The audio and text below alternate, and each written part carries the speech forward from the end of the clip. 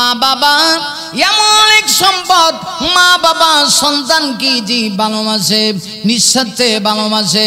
একজন মা পৃথিবীর সব কিছু ছেড়ে দেয়, কিন্তু সন্তান ছাড়ে না। মা পেটে থাকা অবস্থায় সন্তানকে নিয়ে গর্ভধারণের কষ্ট করে আমার বাইরা, আর পৃথিবীতে আসার পরেও মা তার সন্তানকে ছেড়ে যায় না। লক্ষ্য করে দেখুন বগুড়াকে, আমাদের বাংলাদেশের বরিশাল বিভাগের বাকেরগঞ্জ জেলার ঘটনা।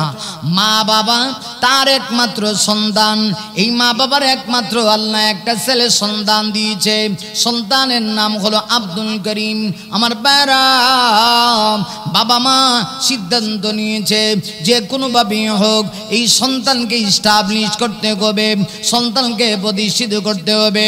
সন্তান যদি প্রতিষ্ঠিত হয় গো বড় হইয়া, এই সন্তান আমাদের চোখ উজ্জ্বল করবে, আমাদের চেহারা উজ্জ্বল করবে, আমাদের নাম সুনাম অর্জন করবি, আমাদের খেদমত করবে। একটা সময় এই সন্তান আমাদের দিকে তাকাইবি, আমাদের প্রতি খেয়াল করবে। তাই মা বাবা সন্তান যখন বড় হয়ে গেল, একটা পর্যায়ে মা বাবা জায়গা জমিন বিটা মাটি বিক্রি করে এই সন্তানকে বিদেশে পাঠা দিল।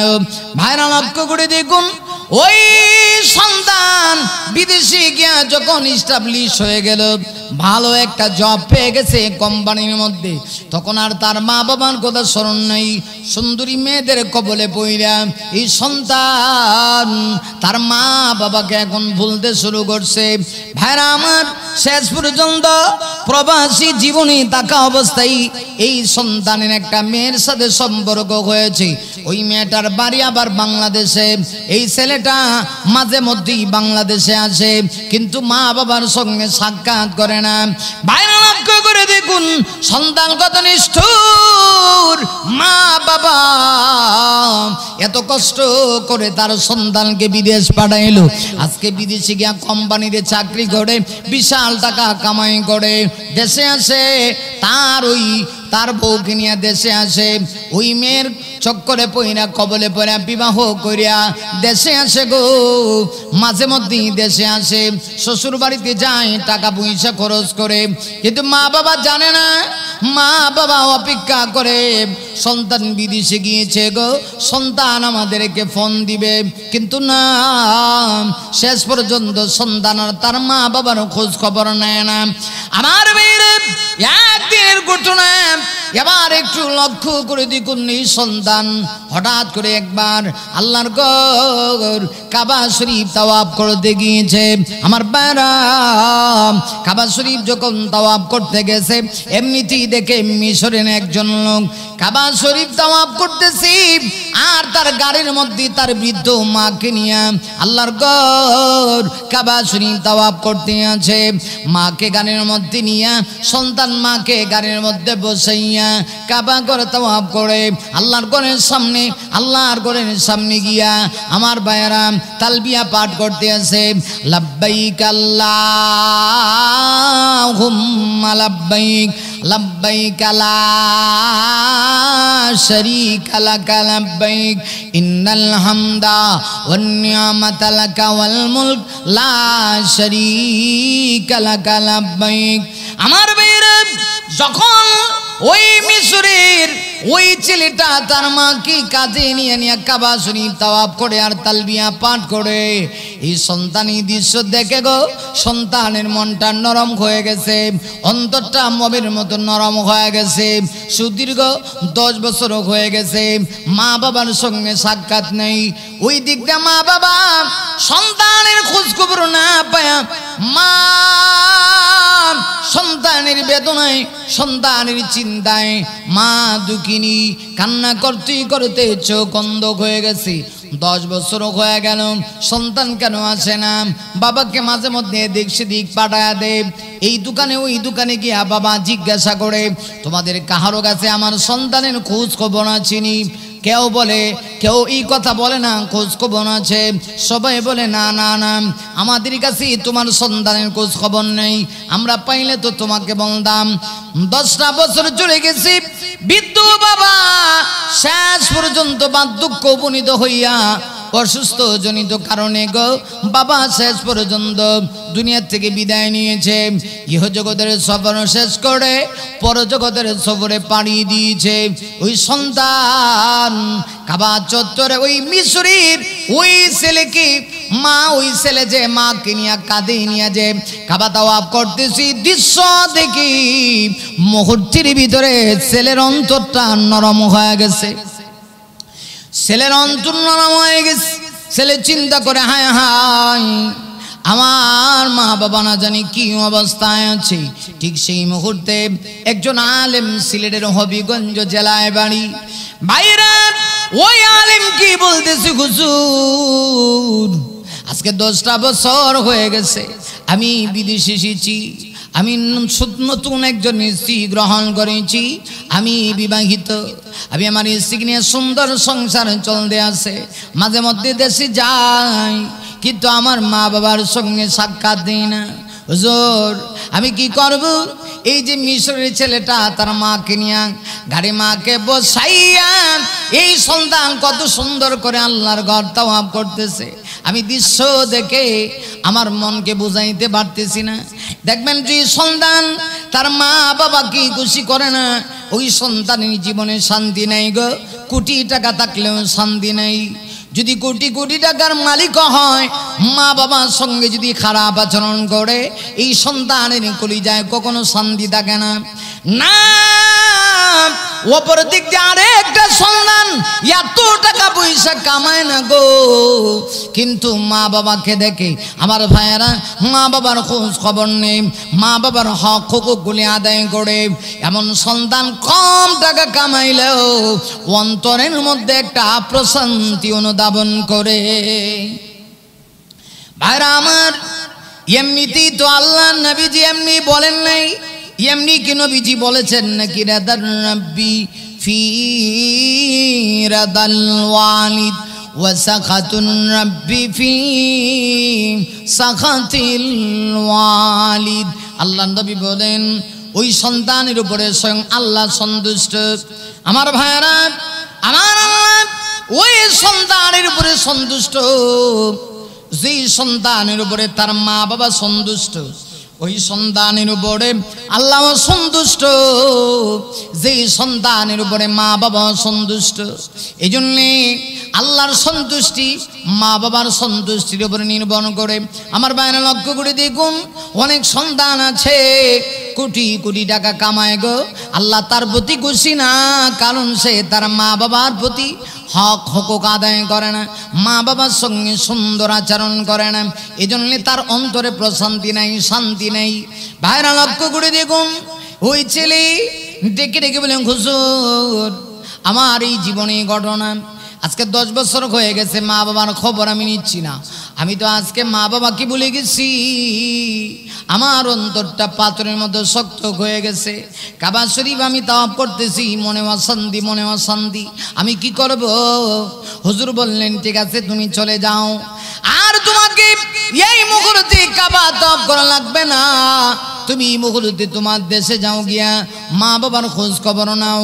দেখবা কাবা শরীফ তাওয়াফ করি, তাওয়াফ করলে আল্লাহ যে পরিমাণ না খুশি হবে গো, এর চাইতে বেশি পরিমাণ খুশি আল্লাহ হবে। তোমার টেনশন নেই, তুমি চলে যাও, তোমার মা বাবার খোঁজ খবর নিতে তুমি বাংলাদেশে চলে যাও। শেষ পর্যন্ত যুবকের অন্তর এমন ভাবে নরম হয়েছি, যুবক শেষ পর্যন্ত আর টিকতে পারল না, বাংলাদেশের দিকে রওনা হয়ে গেছে।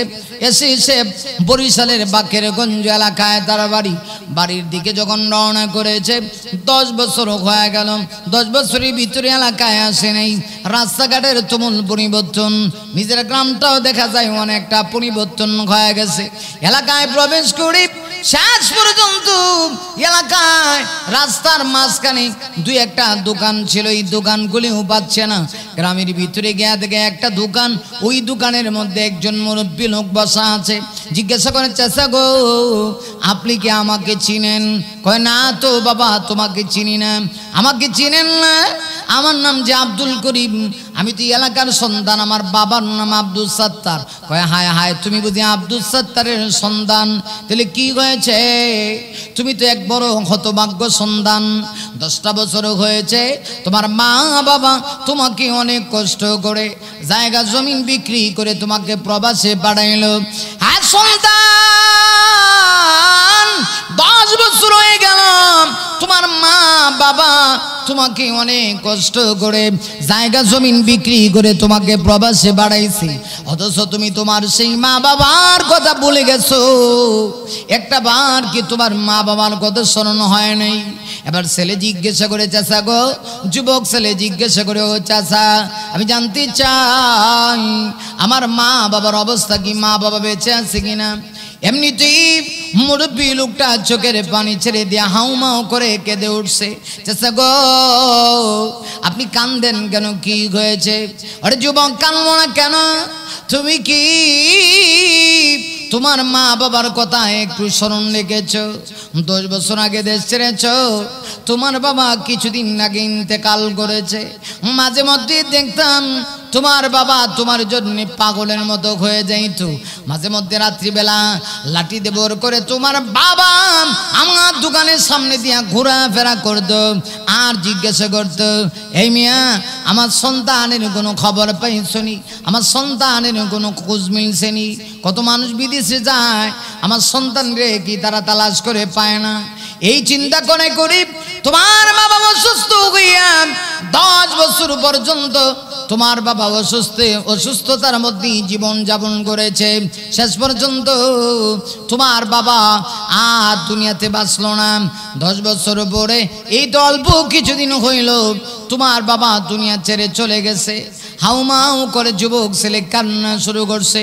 ও চাচা, আমি আমার জীবনে অনেক বড় সম্পদ হারাইলাম, কারণ বাবা মা এমন সম্পদ। আরে যুবক, পৃথিবীর সব কিছু হারাইলে দুনিয়াতে হায়াত বাকি থাকলে পাওয়ার সম্ভাবনা আছে গো, কিন্তু মা বাবা হারাইলে আর কোনোদিন মা বাবা পাওয়া যাবে না। ভাইরা আমার, এই জন্য আল্লাহ রাব্বুল আলামিন পবিত্র কোরআনের ভিতরে বলে দিয়েছেন, ওয়াকাদা রাব্বুকা আল্লা তা'বুদু ইল্লা ইয়্যাহু ওয়া বিল ওয়ালিদাইনি ইহসানা।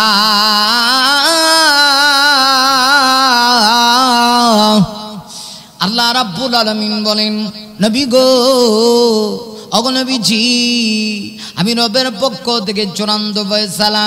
ও বন্ধু, ও নবী, আপনি আপনার উম্মতদেরকে জানায় দেন ওরা যেন আমি আল্লাহ ছাড়া আর কাহারও ইবাদত না করে। না, এই পৃথিবীতে মানুষ যদি ইবাদত করতে হয়, গোলামি করতে হয়, দাসত্বগিনি যদি করতে হয়, একমাত্র আমি আল্লাহর করতে হবে। শুধু তাই না গো, আমি আল্লাহর ইবাদত করলে হবে না। আল্লাহ ডাক দিয়ে বলে, নবী গো, আপনি উম্মতদেরকে জানায় দেন আমার ইবাদতের পাশাপাশি ওয়া বিল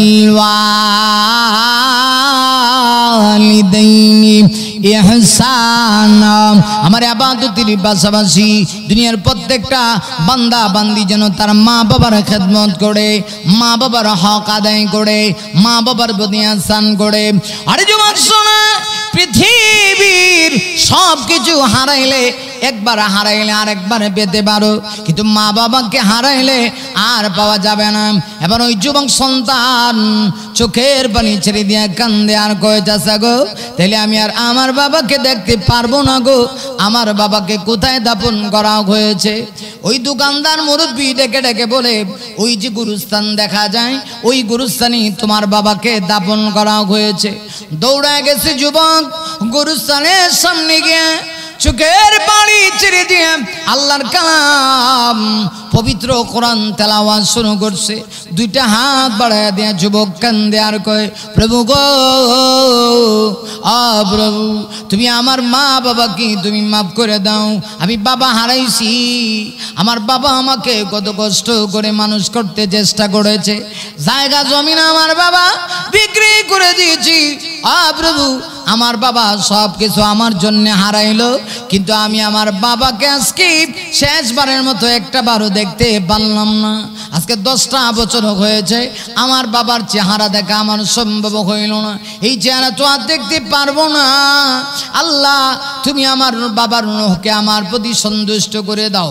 যুবক মা বাবার কবরের সামনে গিয়ে এইভাবে দোয়া করে, দোয়া শেষ করে এবার যুবক চাচাকে জিজ্ঞাসা করে, চাচা গো, বাবা তো হারাইছি, আমার মা কি দুনিয়াতে আসেনি?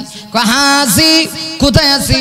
যাও ওই যে গিয়া দেখো গ্রামের ভিতরে তাল গাছের পাতা দিয়া, তাল গাছের পাতা দিয়া তোমার মা জীর্ণ শীর্ণ একটা ঘরের ভিতরে আছে। এই ঘরে তোমার মা থাকে, শুধু তোমার জন্য কান্না করে, অনেক কষ্ট করে জীবন কাল চালায়। এত অসুস্থ, মাঝে মধ্যে খাইতে পায় আর মাঝে মধ্যে খাইতে পারে না। গিয়া দেখো তোমার মা দুনিয়াতে আছে, কিন্তু তোমার জন্য কান্না করে করে তোমার মা দুঃখিনীর চোখ দুইটা অন্ধ হয়ে গেছে। যুবক এবার দৌড়ায় যায়, জীর্ণ শীর্ণ এই কুড়ে ঘরের ভিতরে যখন ঢুকছে, ঢুকে একটা বার যুবক 10 বছর পরে মা কয়া ডাক দিছে। মা সেই মুহূর্তে যুবক মা বলে একটা ডাক দিছে গো, মা বলে ডাক দিতে দেরি হয়েছে। সঙ্গে সঙ্গে মা দুইটা হাত বাড়ায় দিয়ে সন্তান কি বুকে জড়ায় নিতে দেরি হয় নাই। মা ডাক দেয়া কয়, রে বাবা তুই বুঝি অনেক দিন হয়ে গেছে আমাকে তুই ভুলে গেছ? আজকে কত বছর হয়ে গেছি আমি মা তোর কথা বলতে পারি না, পৃথিবীর সব কিছু ভুললেও তোর কথা বলতে পারি না। ওরে বাবা, ওরে বাবা, আজকে 10টা বছর হয়ে গেল বিদেশে গিয়ে তুই আমাকে ভুলে গেছ। আমি বুঝতে পেরেছি তুই আমাকে ভুলে যেতে পারোস, কিন্তু আমি তো তোকে বলতে পারি না। আমি মা তোকে 10 মাস 10 দিন বেডে রেখেছি, আমি মা তোকে গর্ভধারণ করেছি। গর্ভে যেই মা রাখি ওই মা কোনোদিন সন্তানকে বলতে পারে না। মা দুঃখিনী ডাক দেয়া কয়, বাবা রে, এত বছর বিদেশি ছিলে, কেমন ছিলে? তোর কি কোনো সমস্যা হয়েছিল কিনা? মা দুঃখিনী এইভাবে যখন সন্তানকে বুকে জড়ায় নিয়েছি, সন্তান কপালে চুম্বন দেয়া ডাক দেয়া কয়, মা গো, তুমি কি আমাকে এখনো ভুলো নাই? আমি ডাকটা দিতি তুমি আমাকে চিনতে পেরেছ? মা ডাক দেয়া কয়, তোর ডাকটা তো আমার কানে 24 ঘন্টা বেসে ওঠে। মা গো, তোমাকে কত কষ্ট দিলাম, আমাকে হারাইয়া সন্তান হারানোর বেদনায় তোমার চোখ দুইটা অন্ধ হয়ে গেছে, কিন্তু আমি তো তোমাকে খেদমত করতে পারলাম না। মা গো, ও মা, তুমি একে আমাকে মাফ করেছ। যেই মুহূর্তে সন্তানের কথা বলেছি, মা দুঃখিনী সন্তানকে ডেকে ডেকে বলে, বাবা রে, আমি তোমাকে মাফ না করে পারিনি। পৃথিবীর সব মানুষ তোমাকে তাড়াইয়া দিলেও আমি মা তোমাকে তাড়াইয়া দিতে পারি না, কারণ মা এই পৃথিবীতে সবকে ভুলে গেলেও সন্তান বলতে পারে না। বাবারে, যা তুই আমাকে যত কষ্ট দিয়েছিলে, একটা বার মা বলে যখন ডাক দিয়েছস, মা বলে ডাক দিতে দেরি হয়েছে, আমার অন্তর থেকে মুহূর্তের ভিতরে সব কষ্ট দূরে যেতে দেরি হয়নি। এই হলো মা। আমার ভাইরা, একটা শব্দ মা, কিন্তু এই মা শব্দের ভিতরে কি পরিমাণ যে ভালোবাসা, মা শব্দের ভিতরে কি পরিমাণ যে মহব্বত আল্লাহ রাব্বুল আলামিন ঢুকাইয়া দিয়েছে। সন্তান যদি অপরাধ করে, ভাইরা সন্তানকে ঘরে থাকতে দেয় না, আত্মীয় স্বজনের ঘরে থাকতে দেয় না, পাড়া প্রতিবেশী ঘরে থাকতে দেয় না, কিন্তু যেই মা অনেক কষ্ট করে সন্তানকে বড় করেছে, আমার ভাইরা, এই মা কিন্তু তার সন্তানকে কখনোই ভুলতে পারে না। ভাইরা আমার, এই জন্য হাদিসের ভিতরে আসছি, আল্লাহ নবীজি মায়ের অবদানের কথা 3 বার বলেছেন। একজন সাহাবী এসে আল্লাহ নবীকে প্রশ্ন করে, ইয়া রাসূলুল্লাহ, ইয়া হাবিবাল্লাহ, নবী গো, আমি জানতে চাই কার খেদমত করব? আল্লাহ নবী বিশ্বনবীজি রাহমাতুল লিল আলামিন জবাব দিয়া বললেন, উম্মুকা, তুমি তোমার মায়ের খেদমত করবে। আগো নবীজি এইবার বলেন আমি কার খেদমত করব? নবীজি তখন জবাব দিয়া বলেন সুম্মা উম্মুকা, অতঃপর তুমি তোমার মায়ের খেদমত করবে। ওই সাহাবী আবার আল্লাহর নবীকে প্রশ্ন করে, ইয়া রাসূলুল্লাহ, ইয়া হাবিবাল্লাহ, নবী গো আপনি বলে দিন না আমি এবার কার খেদমত করব? রাসূল ডাক দিয়া বলেন সুম্মা উম্মুকা, অতঃপর তুমি তোমার মায়ের খেদমত করবে। তিনবার আমার নবীজি বললেন তুমি তোমার মায়ের খেদমত করবে। মায়ের লক্ষ্য করে দেখুন চতুর্থবার ওই সাহাবী আল্লাহ নবীকে আবার প্রশ্ন করে, ইয়া রাসূলুল্লাহ, ইয়া হাবিবাল্লাহ, নবী গো এবার আমি জানতে চাই কার খেদমত করব? আল্লাহ নবীজি রাহমাতুল লিল আলামিন জবাব দিয়া বলেন সুম্মা আবুকা, অতঃপর তুমি তোমার বাবার খেদমত করবে। আমার বাবা নবীজি তিনবার মায়ের কথা বললেন, একবার বাবার কথা বললেন। ইয়েতে কি বোঝা গেল আমার নবীজি মায়ের হক বেশি দিয়েছেন, মায়ের অধিকার বেশি দিয়েছে। আরে পৃথিবীর মানুষ, আল্লাহ রাব্বুল আলামিন পবিত্র কোরআনুল কারীমে এই জন্য মায়ের হকের বিষয়টা আল্লাহ একটু পৃথক করে আলাদাভাবে আল্লাহ তুলে ধরেছেন। ভিন্ন আঙ্গিকে মায়ের হকের কথা আল্লাহ তুলে ধরেছেন। কিভাবে? সূরাতুল আকাফে আল্লাহ বলেন ওয়াসাইনাল ইনসানা বিওয়ালিদাইহি ইহসানা হামালাতুহু উম্মুহু কুরহা ওয়া ওয়াদাতুহু কুরহা ওয়া হামলুহু ওয়া ফিসালুহু 30 শাহরা হাত্তা ইদা বালাগা আশুদ্দাহু ওয়া বালাগা 40 সানা قال رب أوزعني أن أشكر نعمتك التي أنعمت علي وعلى والدي وأن أعمل صالحا ترضاه وأصلح لي في ذريتي إني تبت إليك وإني من المسلمين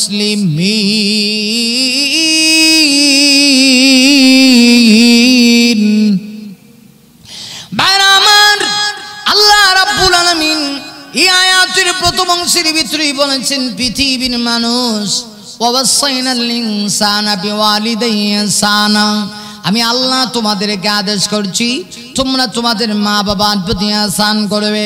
এইবার আল্লাহ বিশেষ করে মায়ের কথা উল্লেখ করে বলেন হামালাতুহু উম্মুহু কুরহা ওয়া ওয়াদাতুহু কুরহা।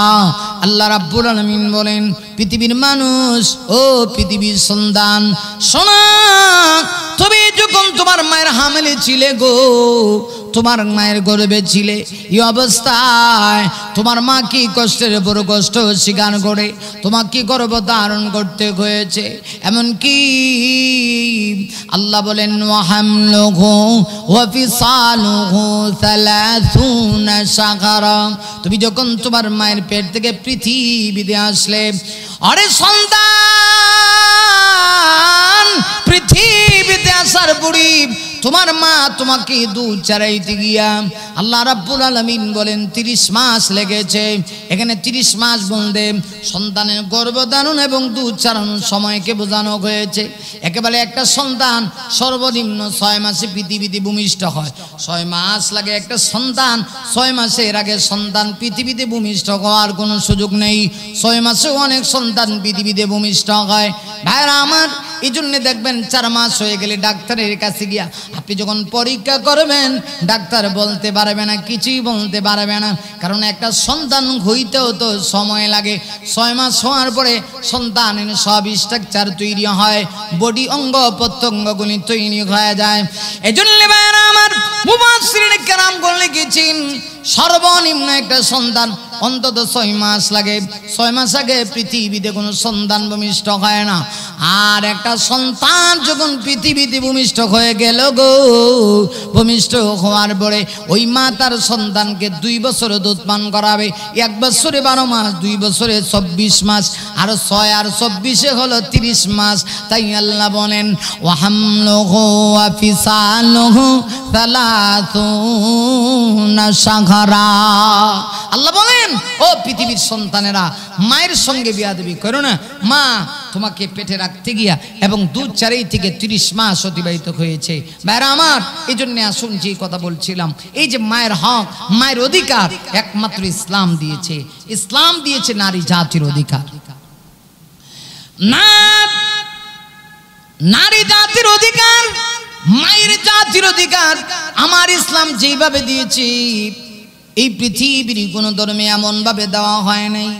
আমার ভাইরা লক্ষ্য করে দেখুন, আল্লাহর নবীজি বিশ্বনবী রাহমাতুল লিল আলামিন এজন্য হাদিসের ভিতরে বলেছেন, কালেন নবিয়্যু সাল্লাল্লাহু আলাইহি ওয়াসাল্লাম আল জান্নাতু তাহাতা আকদামিল উম্মাহাত। আল্লাহর নবী বলেন, মায়ের জাতির পদতলে হলো সন্তানের বেহেশত। একজন বাবার পায়ের নিচে বেহেশত, এই কথা আমার নবী বলেন নাই আমার ভাইরা, বরং নবীজি বলেছেন মায়ের জাতির পদতলে হলো সন্তানের বেহেশত। হ্যাঁ পৃথিবীর সন্তান, যদি তোমাকে জান্নাত পেতে হয় গো, জান্নাত যদি তোমাকে পেতে হয়, ওরে যুবক, ওরে সন্তান, জান্নাত যদি তোমাকে পেতে হয়, অবশ্যই তোমার মায়ের খেদমত করা লাগবে, পাশাপাশি বাবার খেদমত করা লাগবে। বাবাও কিন্তু তোমাকে অনেক কষ্ট করে বড় করেছে, মাথার গাম পায়ে ফেলে দিয়া বাবা রিক্সা চালাইয়া ভ্যান চালাইয়া কত কষ্ট করে মাথার গাম পায়ে ফেলে দিয়া তোমাকে বড় করেছে। ওই বাবার সঙ্গে বিয়াদবি করা যাবে না, ওই মায়ের সঙ্গে বিয়াদবি করা যাবে না। যে মা তোমাকে নিয়ে বড় কষ্ট করেছে, মার হক দিতে হবে, মায়ের সঙ্গে সুন্দর আচরণ করতে হবে। এমন আচরণ করা যাবে না গো, যে আচরণ করার কারণে মা বড় কষ্ট পায়। আল্লাহ কোরআনুল কারীমের ভিতরে বলেন, ফালা তাকুল লাহুমা উফিন ওয়ালা তানহারহুমা ওয়া কুল লাহুমা কাওলান কারীমা।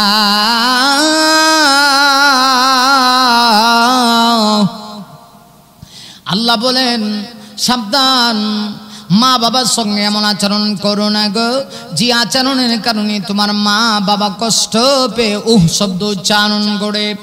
না,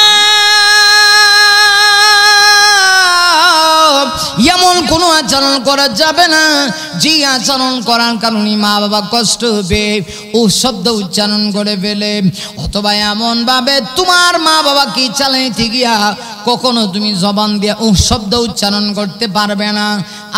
আমি কত কষ্ট করে টাকা পয়সা কামায়া মা বাবা চালাই, এই কথা যদি কেউ বলে, আল্লাহর লানত তার উপরে অভিশাপ নাজিল হয়ে যাবে।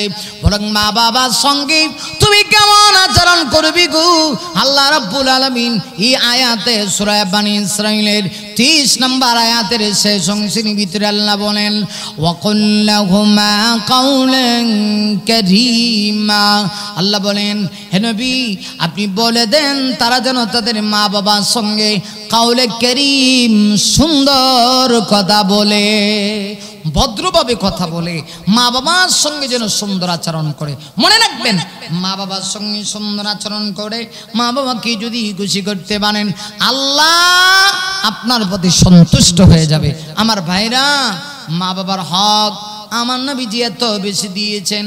ভাইরা আমার, বিশ্ব নবীজির একজন সাহাবী নাম ছিল হযরত আবু হুরায়রা রাদিয়াল্লাহু তাআলা আনহু। সাহাবীদের ভিতরে আবু হুরায়রা সাহাবীদের ভিতরে সবচেয়ে বড় মুহাদ্দিস সাহাবী ছিলেন। হযরত আবু হুরায়রা মুহাদ্দিস সাহাবী ছিলেন, হাদিস বেশি রওয়ায়াত করেছেন। সাহাবীদের ভিতরে আবু হুরায়রা একজন বাইরান সাহাবী। হাদিসের কিতাব খুললেই দেখা যায় আবু হুরায়রার বর্ণনা চলে আসে। সেই আবু হুরায়রা রাদিয়াল্লাহু তাআলা আনহু, তার মা ছিল মুশরিকা। আবু হুরায়রা রাদিয়াল্লাহু তাআলা আনহু একদিন বিশ্ব নবীজির সামনে বসা, মনটা বড় খারাপ। আল্লাহর নবীজি সাহাবী আবু হুরায়রা কে নবীজি জিজ্ঞাসা করলেন, ওরে আমার সাহাবী রে, কি হয়েছে, কোন কারণে তোমার মন খারাপ? ইয়া রাসূলুল্লাহ, ইয়া হাবিবাল্লাহ, নবী গো আমি যে আপনার কাছে আসি আমার আসতে খুব ভালো লাগে, আপনার চেহারা দিকে তাকায় থাকতে ভালো লাগে। ওগো নবী বার ছাড়বি, আমার দরবার থাকলে মুহাম্মদের দরবার ছেড়ে দিতে হবে, আর মুহাম্মদ সাল্লাল্লাহু আলাইহি ওয়াসাল্লামের দরবারে গেলে আমার দরবারে আসতে পারবি না। হয় আমার দরবার ছাড়বি, না হয় মুহাম্মদ সাল্লাল্লাহু আলাইহি ওয়াসাল্লামের দরবার ছেড়ে দিবি। কোনটা করবি? মুহাম্মদের দরবারে গেলে আমার কাছে তোর স্থান নেই। ইয়া রাসূলুল্লাহ আমি এখন আমার মাকে নিয়ে কি করব? আমার নবীজি এবার আবু হুরায়রাকে সতর্ক করে দিয়ে বলেন, আবু হুরায়রা রে, তুমি কি তোমার মায়ের জন্য আমার কাছে অভিযোগ করছো? কারণ অভিযোগ করলে তোমার মায়ের বিচার করার মতো ক্ষমতা আমার নাই, কারণ এই মা তোমাকে জন্ম দিয়েছে। আবু হুরায়রা ডাক দেয়া কয়, নবী গো না না না, আমি অভিযোগ করছি না। আমার উদ্দেশ্য হলো আপনি যদি আমার মায়ের জন্য একটু হেদায়েতের দোয়া করেন। ইয়া রাসূলুল্লাহ, ইয়া হাবিবাল্লাহ, ওগো নবীজি আমার বিশ্বাস আপনি যদি আমার মায়ের জন্য একটু দোয়া করেন, নবী গো আবার মায়ের জন্য দোয়া করতে দেরি হবে গো, আপনি না রাহমাতুল লিল আলামিন। আমার বিশ্বাস আপনি দুইটা হাত বাড়ায় দিয়া আকাশের দিকে দুইটা হাত উত্তোলন করে আমার মায়ের জন্য যদি দোয়া করেন, অবশ্যই আমার মায়ের দোয়া আল্লাহর দরবারে কবুল হয়ে যাবে। ভাইরা লক্ষ্য করে দেখুন, আমার নবীজি আবু হুরায়রার এই কথা শুনে নবীজি দুইটা হাত আকাশের দিকে উঠাইলেন। আমার নবীজি দুইটা হাত আকাশের দিকে উঠাইয়া নবীজি আবু হুরায়রার মায়ের জন্য দোয়া করতে শুরু করলেন। আল্লাহুম্মা হদি উম্মা আবু হুরায়রা। আমার নবীজি দোয়া করলেন, আল্লাহ আপনি আবু হুরায়রার মাকে হেদায়েত দান করেন। হযরত আবু হুরায়রা নবীজি দোয়া করি আর আবু হুরায়রা দৌড়ে যাইতে শুরু করছে। সাহাবীদের সঙ্গে প্রতিমধ্যে রাস্তায় সাক্ষাৎ।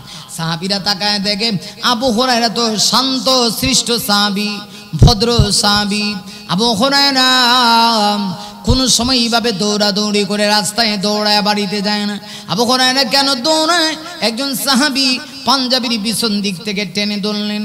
আবু হুরায়রা ডাক দেয়া কয়, সাহাবীরে আমাকে আটকায়ও না, আমার নবীজি দোয়া করেছে, আমি দেখতে চাই আমার বাড়িতে নবী দোয়া কি যায় না আমি আবু হুরায়রা দৌড়ায় বাড়িতে আগে যাই, আমি দেখতে চাই। আবু হুরায়রা বলেন, আমার নবী দোয়া বাড়িতে আগে যায় না, আমি যাই। আবু হুরায়রা রাদিয়াল্লাহু আনহু বলেন, আমি দৌড়ে যখন বাড়িতে গেলাম, গিয়ে দেখি একটু ব্যতিক্রম। অন্যদিন আমার মা দরজা খুলে দিয়ে আমার জন্য অপেক্ষা করে, কখন আসবো আমাকে বকাঝকা করবে, কিন্তু না, আবু হুরায়রা বলেন যে বকরতি আমি ঘরের সামনে গিয়া দরজায় দাঁড়াইলাম, গিয়ে দেখি ভিতরের দিক থেকে সিটকারি লাগানো, মা ঘরের ভিতরে গোসল করতেছে, পানি টপ টপ টপ টপ করে পড়তেছে, আওয়াজ হচ্ছে।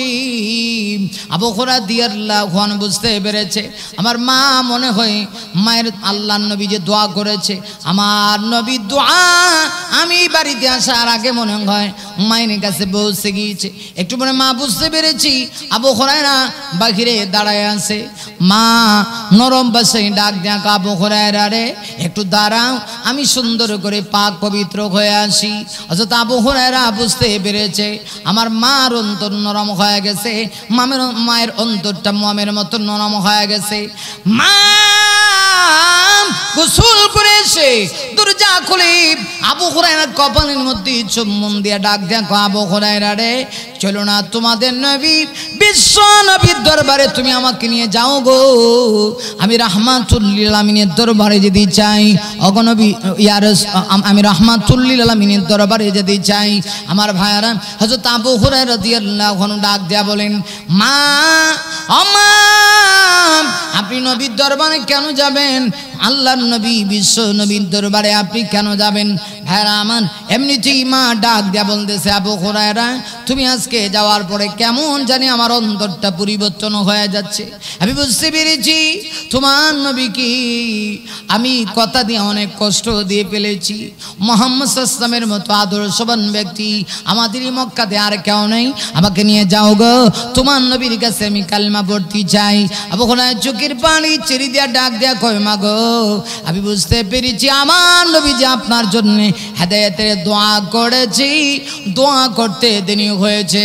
আমি দৌড়ায় বাড়িতে আসার আগে আমার নবীর দোয়া আমার বাড়িতে আগে পৌঁছায় গিয়েছে।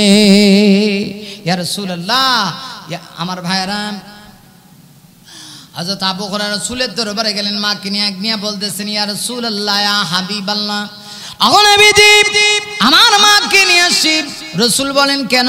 আবু হুরায়রা রাদিয়াল্লাহু আনহু ডাক দেয়া কয়, নবী গো, আপনি না আমার মায়ের জন্য দোয়া করেছেন।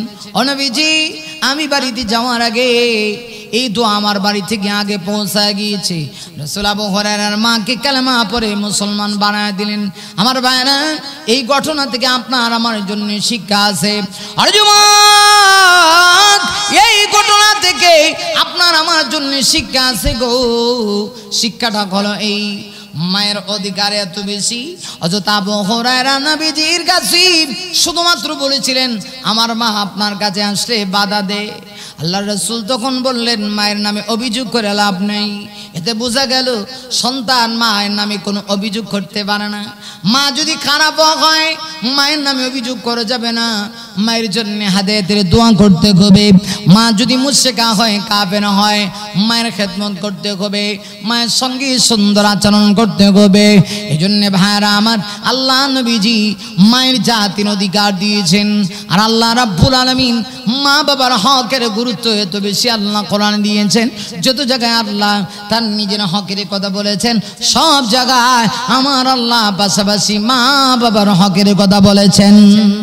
আল্লাহ যত জায়গায় তার হকের কথা বলছেন, সব জায়গায়, ওর যুবক, সব জায়গায় আল্লাহ মা বাবার হকের কথা বলেছেন।